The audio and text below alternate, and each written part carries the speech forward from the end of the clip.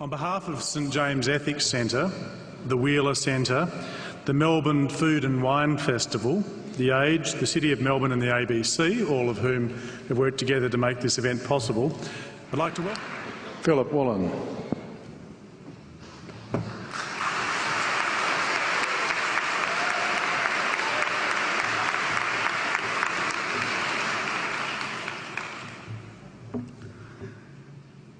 King Lear, late at night on the cliffs, asks the blind Earl of Gloucester, "How do you see the world?" And the blind man Gloucester replies, "I see it feelingly. And shouldn't we all? Animals must be off the menu because tonight they are screaming in terror in the slaughterhouses, in crates and in cages, vile, ignoble gulags of despair." You see, I heard the screams of my dying father as his body was ravaged by the cancer that killed him. And I realized I'd heard those screams before. In the slaughterhouse, their eyes stabbed out and their tendons slashed, on the cattle ships to the Middle East, and the dying mother wail as a harpoon explodes in her brain as she calls out to her calf. Their cries were the cries of my father. And I discovered that when we suffer as equals. And in their capacity to suffer, a dog is a pig, is a bear, is a boy. Meat today is the new asbestos, more murderous than tobacco. CO2, methane and nitrous oxide from the livestock industry are killing our oceans with acidic, hypoxic dead zones. 90% of small fish are ground up into pellets to feed to livestock. Vegetarian cows today are the world's largest ocean predators. The oceans are dying in our time. By 2048, all our fisheries will be dead, the lungs and the arteries of the earth. Billions of bouncy little chicks are ground up alive simply because they are male. Only 100 billion people have ever lived. 7 billion people live today. And yet we torture and kill 2 billion sentient living beings every week. 10,000 entire species are wiped out every year because of the actions of one. And we're now facing the 6th mass extinction in cosmological history. If any other organism did this, a biologist would call them a virus. It is a crime against humanity of unimaginable proportions. But happily, the world is changing. 10 years ago, Twitter was a bird sound. www was a stuck keyboard. Cloud was in the sky. 4G was a parking space. Google was a baby's burp. Skype was a typo. And Al-Qaeda was my plumber. Victor Hugo said, "There is nothing more powerful than an idea whose time has come." Well, animal rights today is now the greatest social justice issue since the abolition of slavery. Do you know there are over 600 million vegetarians in this world?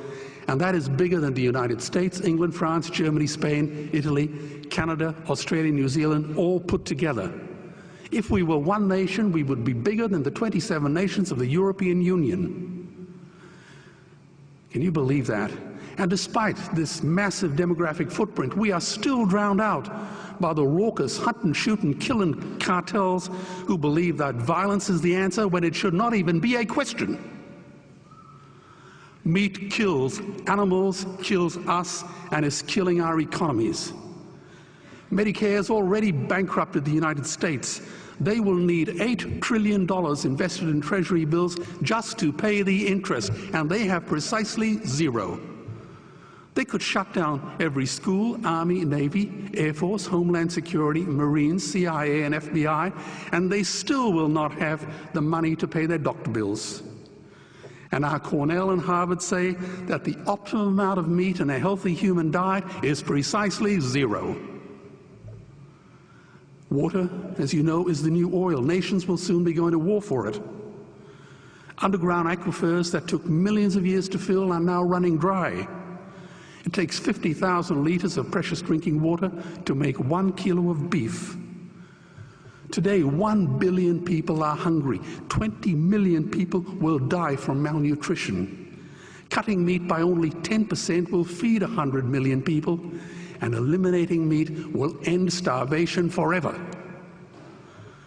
If everyone ate a Western diet, we would need 2 planet Earths to feed us. We've only got one, and she is dying. Greenhouse gas emissions from livestock is 50% greater than transport, as Peter said. Cars, trains, buses, ships, lorries, the whole lot. And as I travel around the world, I see poor countries who sell their grain to the West while their own children starve in their arms. And the West feeds it to livestock so we can eat a steak? Am I the only one who sees this as a crime? Believe me, every morsel of meat we eat is slapping the tear-stained face of a hungry child. When I look into her eyes, do I remain silent? The earth can produce enough food for everyone's need, but not enough for everyone's greed. We are facing the perfect storm. If any nation had developed weapons that could wreak such havoc on the planet, we would launch a preemptive military strike and bomb it back into the Bronze Age. But it's not a rogue state, it's an industry. The good news is we don't have to bomb it. We can just stop buying it. Sir George Bush was wrong. The axis of evil does not run through Iraq, Iran, or North Korea. It runs through our dining tables. Weapons of mass destruction are our knives and forks. Our proposition is the Swiss Army knife of the future. It solves our environmental, water, human health problems and ends cruelty forever. The Stone Age didn't end because we ran out of stones. This cruel, disgusting industry will end because we run out of excuses. Meat is like the 1 and 2 cent coins. It costs more to make than it's worth. And I come from the bush. Farmers are the ones with the most to gain. Farming won't end, it would boom. Only the product line will change. Farmers would make so much money they won't even bother counting it, and I'd be the first to applaud them. Governments would love us. New industries would emerge and flourish. Health insurance premiums would plummet. Hospital waiting lists would disappear. Hell, we'd be so healthy, we'd have to shoot someone just to start a cemetery. So tonight I have 2 challenges for the opposition. 2 challenges.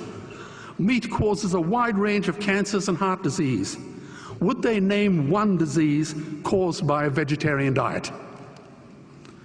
And 2, I'm funding the Earthlings trilogy. If the opposition is so sure of their ground, I challenge them to send a copy of the Earthlings DVD to all their colleagues and all their customers. Go on, I dare you.